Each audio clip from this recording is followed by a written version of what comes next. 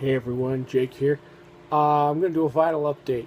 Never do those anymore. I usually buy them, stick them in the side over there, play them, stick them in the pile over there, catalog them, put them away. I haven't done this in a while. But the last time I went and got records, which was yesterday, went out and toured around Bay Area with my friend Owen, I ran into something super cool.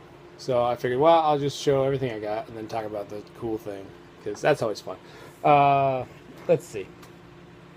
I'm trying to do this in a way that makes sense. So there's a cool little shop called Old School Cool. I grabbed a few records there. I'm not entirely sure why I grabbed all of them, but sometimes it's a gamble. The ones I have there are usually, they're not like super, well, I mean it's like $2 to $4, and then if they have something really cool, it's like 10 or 15 bucks to hang it on the wall. So this is a compilation sampler, whatever, no sampler, I guess. The New Age of Atlantic. It's not the gatefold, which is kind of silly because it's got, you know, the big car. You're supposed to be able to fold it open, I think. You got Zeppelin, yes, Denley and Bonnie, Dr. John, Cactus. So it's a cool compilation. It was a couple bucks. Part of the reason I got it is because I was trying to figure out, I was like, is it a printing from somewhere else? Because it's a misprinting where they didn't print side one, the black ink. So you get kind of that. So at first I saw that and I was like, is that like a Brazilian press or something? But I don't know. Still nice to have. Put it up in my compilation albums. So that off to the side. Also from there, I snagged Starwood, which I guess is like a soft rock, country rock, something. Late 70s. It's a promo copy. Well, this was $2. The other was $3, whatever. I gave a quick listen to like one track. Actually, no, I did that later. Sounds like it should be alright. Also, an album by the Headboys, which I guess are like a new wave, whatever you want to call it. That was $4. I took a gamble on it. It was their only album. I haven't listened to it yet, so it still could be an alright buy, but usually for something I don't know, it's not something I like to drop that kind of money on. These next ones I'm just going to do in whatever order I pull them out, unless I can remember where I got the other three, but I can't. There's a shop out there that has $2 records. I snagged a few, like 15, that's like a few. Maggie Bell, Queen of the Night. Singer from, was it Stone the Crows or Crow, something about crows. Kind of cool blues rocky stuff. Alright, I remember where I got the ones now.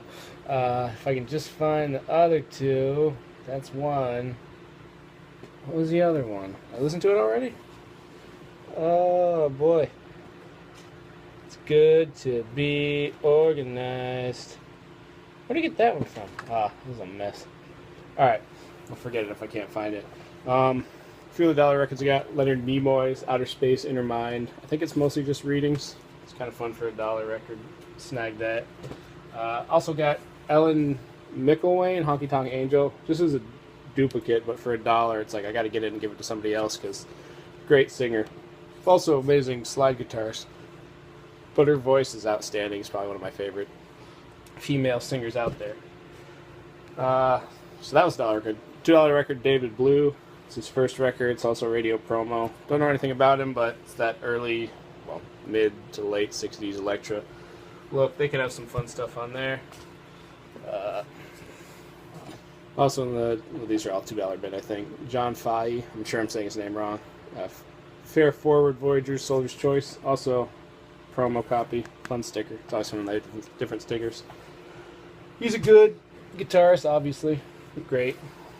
I always say he's Leo Kottke-like, but I think it's the other way around. They're, you know, same feel. Cal Shader. I can never say that name either. There's a bunch of names. Along Comes Cal. Cool Latin vibraphone dude. Rad guy. George Wallington.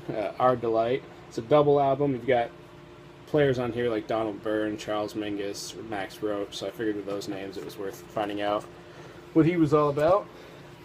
Oh yeah, this is the other dollar record that I'll get mixed in. Rick Ruskin, Microphone Fever, another promo. Not sure what he sounds like, but it looks cool. It's on Tacoma, which also did a lot of the John Fahey, some of the Leo Kottke stuff, I think.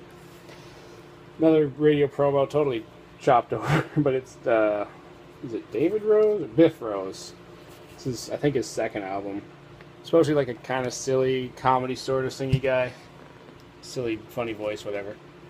This one I grabbed just for the cover. I later remembered I knew the name Mina is like an Italian ballad sort of singer, but I just love this cover because it looks like it should be a new record for some, you know, alt rock indie band. It's very simple. It's got one of those, you know, see it a lot of the Georges Moustaki type going on over there. Super simple cover. I just like it for the cover, even if the music's not great. I've listened to a bunch already, so let me pull those to the side. Kinks presents Soap Opera.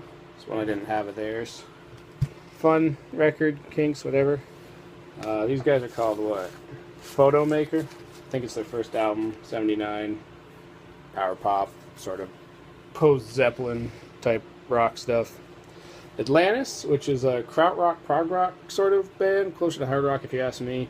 I think this is their third album, which had a different name in Germany, and then they just released it as Atlantis here. I don't know if it's the only one that they did an American release for or not. This one was fun to pick up because it's Bobby Darin, but it's 1972. You know, he was a big, I don't know, what do you want to call him, crooner, pop rock, whatever guy in the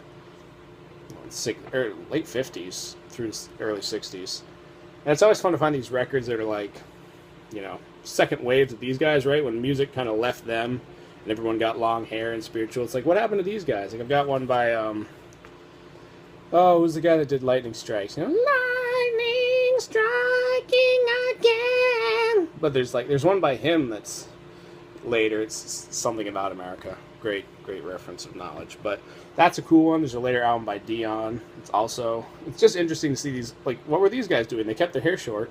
I know that much. We have one by Patty Dahlstrom, Your Place or Mine. Very country leaning singer, but not. It's more like folk rock or rock or whatever you want to call it, but it's that very sort of smooth, dulcet tone. As opposed to this one, which is Gail McCormick. Of course, none of these records are great. Most of my records are crap. The good ones are, it's like, why do I have that? It's in great shape. But, yeah, Gail McCormick was the singer for a group called Smith. They had a couple albums. She had 3 albums. So I have her first one. This is her second one. Working on completing that triage. Another guy who had 2 albums, and now I have both, was Severin Brown, which is the brother of Jackson Brown. I like Severin better because it's cooler to like the obscure guy. But no, he's fun. I don't know. I have a hard time getting into the guys where you see the records everywhere. And, I mean, I've listened to them, I think, but there's never. I was like, oh, okay, whatever. But this is the one that got me real jonesed out of these. And when you first look at it, you're sort of like, okay, is this one of those weird, you know, classical releases? It's a foreign release. I mean, it's a weird Unipack sleeve.